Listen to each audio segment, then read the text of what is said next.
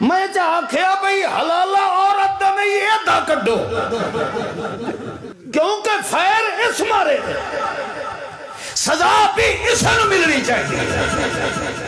بسم اللہ الرحمن الرحیم۔ السلام علیکم۔ آپ نے دیکھا اور سنا وہابیوں کا ایک نیا فتویٰ آ گیا ہے کہ حلالہ اب عورت کا نہیں مرد کا ہوگا۔ جس عورت کو طلاق ہوئی ہے اس کا حلالہ کیوں؟ حلالہ تو مرد کا ہونا چاہیے۔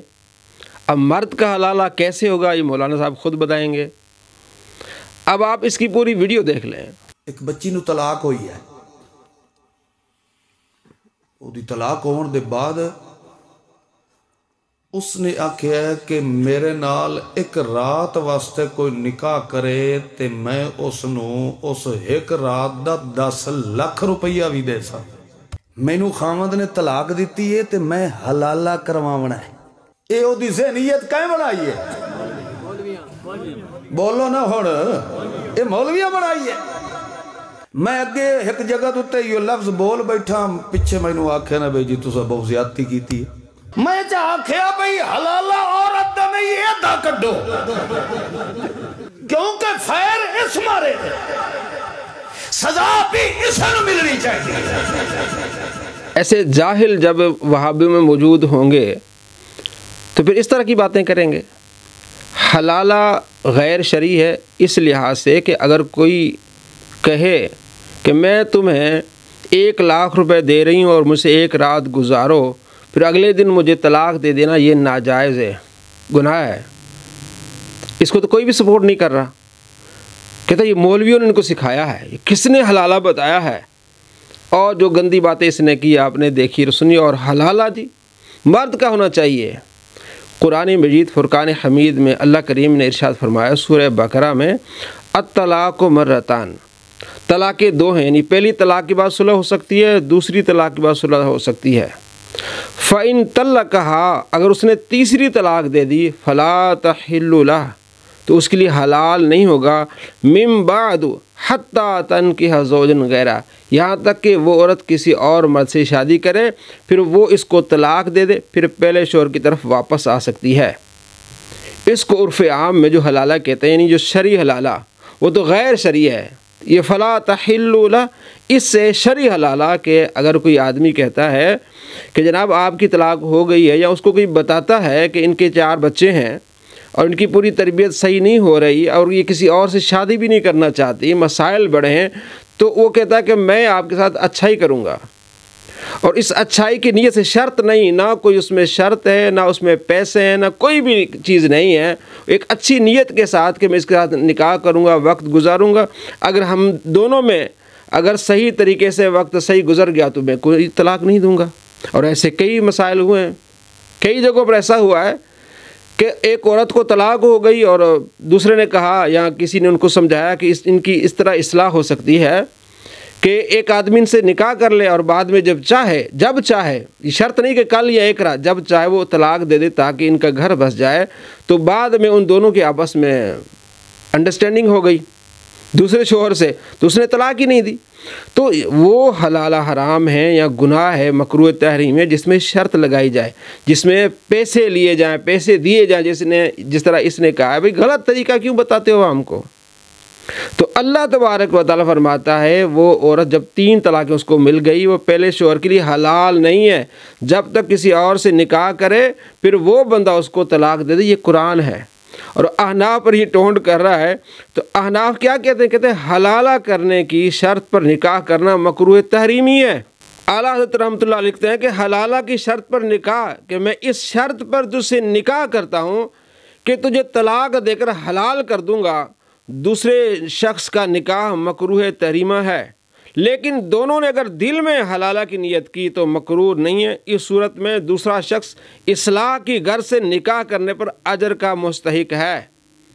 اگر وہ اصلاح کی نیت سے کر رہا ہے کہ ان کا گھر بس جائے گا، عقد نکاح سے پہلے ہی دوسرے شوہر کو سمجھا دیا جائے گا کہ عورت اپنے پہلے شوہر کے پاس جانا چاہتی ہے اور اس کے ہاں پہلے شوہر سے کچھ اولاد بھی ہے، جس کی تربیت بخیر و خوبی پہلے شوہر اور اس کے ذریعے ہی سے ہو سکے گی، اور پہلے شوہر کے نکاح میں جانے اور بچوں کی صحیح تربیت کرنے کا ذریعہ شوہر ثانی سے نکاح اور ہم بستری کے سوا کچھ نہیں ہے۔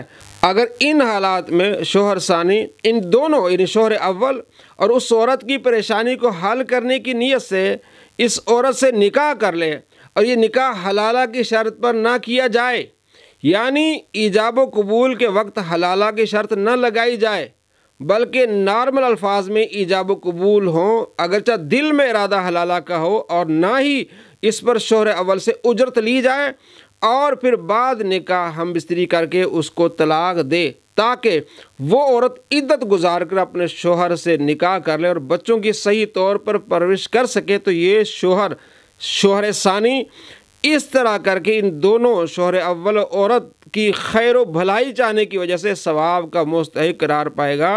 دارالفتاء اہل سنت یہ طریقہ کار ہے جو شرعی طریقے سے کہ اگر دوسرا نکاح کرنا چاہتے ہیں تو اس انداز سے کہ بندہ اس کی اصلاح کرنا چاہے کہ ان سے اور کوئی شادی کرے گا نہیں، 4-5 بچے ہیں، ان کا خرچہ کون اٹھائے گا، وہ کہتا ہے کہ میں نکاح کر لیتا ہوں اور میرے دل میں یہ ہے کہ میں ان کی اصلاح کے لیے، ان کی بھلائی کے لیے، چونکہ شرط ہی نہیں ہے، نہ وہ پیسے لے رہا ہے اور قرآن پر عمل کر رہا ہے کہ وہ دوسرے شوہر سے نکاح کرے گی، وہ طلاق دے گا، پھر جو ہے وہ پہلے شوہر کے لیے حلال ہو جائے گی، تو اس میں کیا بات ہے؟ نبی صلی اللہ تعالیٰ علیہ وآلہ وسلم کا فرمان کہ حلالہ کرنے والے اور حلالہ کروانے والوں پر لعنت ہے، یہ ترمذی شریف میں حدیث ہے، وہ حلالہ جس میں شرط لگائی جائے۔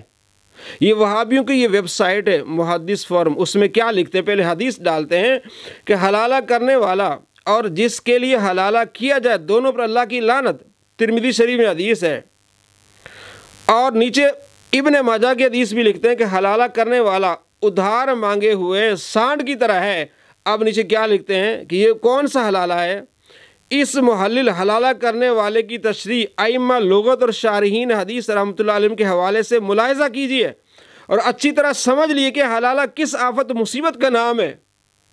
حدیث کی لغت کے معروف کتاب الحیا فی غریب الحدیث میں مرقوم ہے، حلالہ یہ ہے کہ آدمی اپنی بیوی کو 3 طلاق دے دے، پھر دوسرا آدمی اس عورت کے ساتھ اس شرط پر نکاح کرے کہ وہ اس کے ساتھ وطی کرنے کے بعد اسے طلاق دے دے تاکہ پہلے کے لیے حلال ہو جائے۔ یہ شرح خود وہابی کر رہے ہیں، حدیث لکھ کے نیچے شرح کر رہے ہیں کہ وہ حلالہ حرام ہے۔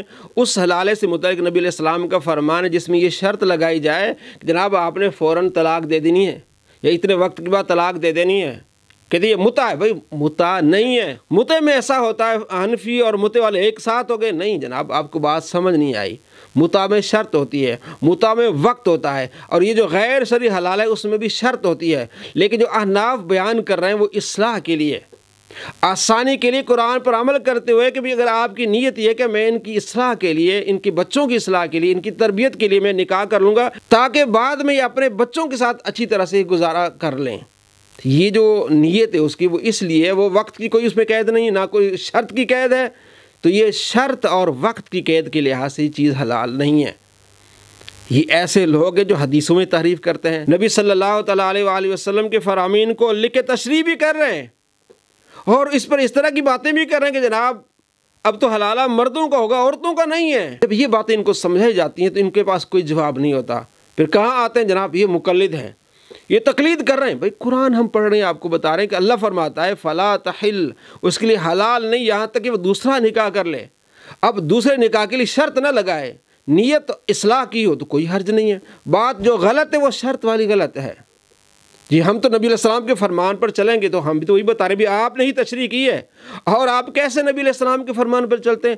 نبی علیہ السلام فرماتے رفع الیدین نہ کرو، واضح طور پر آپ علیہ السلام فرماتے کہ رفع الیدین نہ کرو، کہتے نہیں جنہیں باب دکھا دیں۔